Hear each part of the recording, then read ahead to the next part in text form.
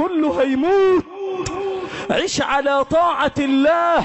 قال ابن كثير: لقد أجرى الله الكريم عادته بكرمه أنه من عاش على شيء مات عليه، فمن عاش على طاعة الله مات على طاعة الله. اسمع حبيبي وبها أختم.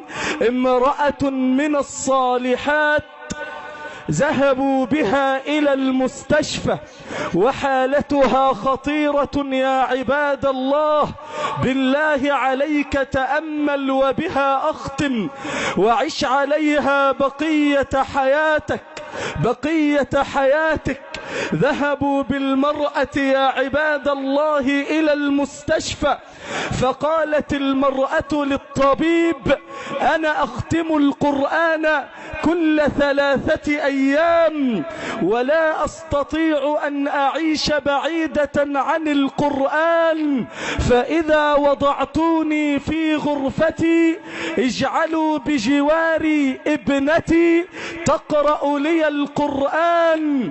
اسمع حبيبي، ولما ساءت الحالة أدخلوها العناية المركزة، وهي في العناية طلبت من الطبيب أن يضع المصحف على صدرها.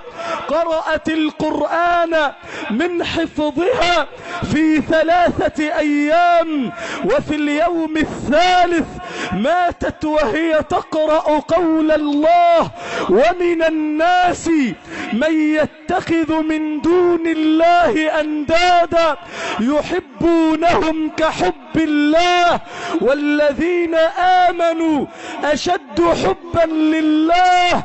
كررتها 10 مرات ثم ماتت. أقسم بالله ماتت المرأة والمصحف على صدرها.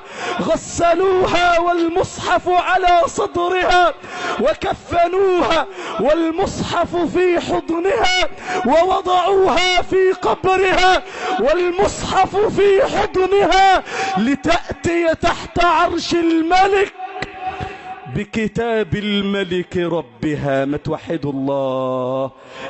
كيف تكفرون بالله وكنتم أمواتا؟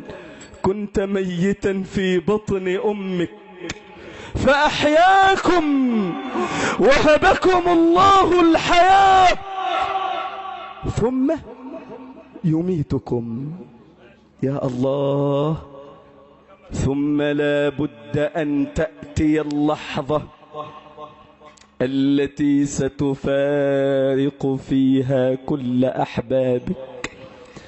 ستأتي اللحظة التي ترى نفسك على فراش الموت.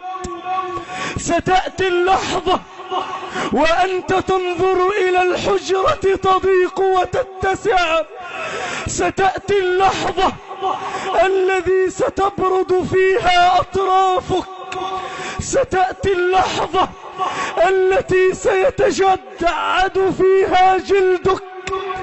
ستأتي اللحظة التي لا بد منها، التي قال عنها ربنا: وجاءت سكرة الموت بالحق، والحق أنك تموت، والبقاء لمن؟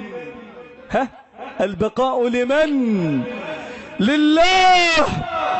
الحق أنك تفنى، والبقاء للواحد الذي لا يفنى، الذي سينادي بعد فناء خلقه على الدنيا ويقول: يا دنيا أين الأنهار والبحار والأشجار؟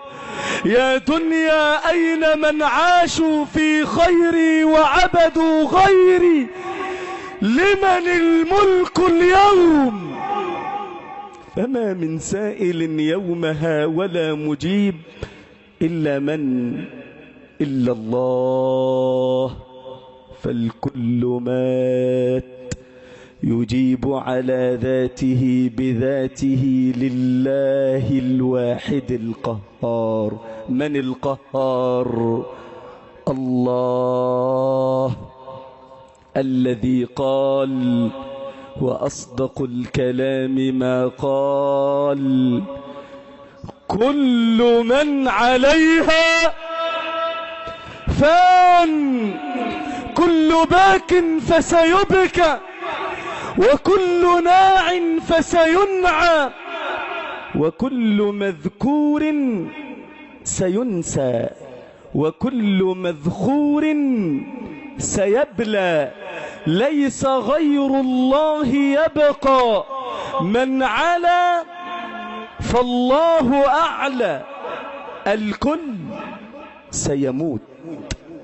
مات عمر بن الخطاب، مات على رجل ولده، وهو يقول لولده: يا ولدي ضع رأسي على التراب. تخيلوا عمر بن الخطاب يقول لولده: ضع رأسي على التراب. فالويل لعمر وآل عمر إن لم يرحمني رب الأرباب.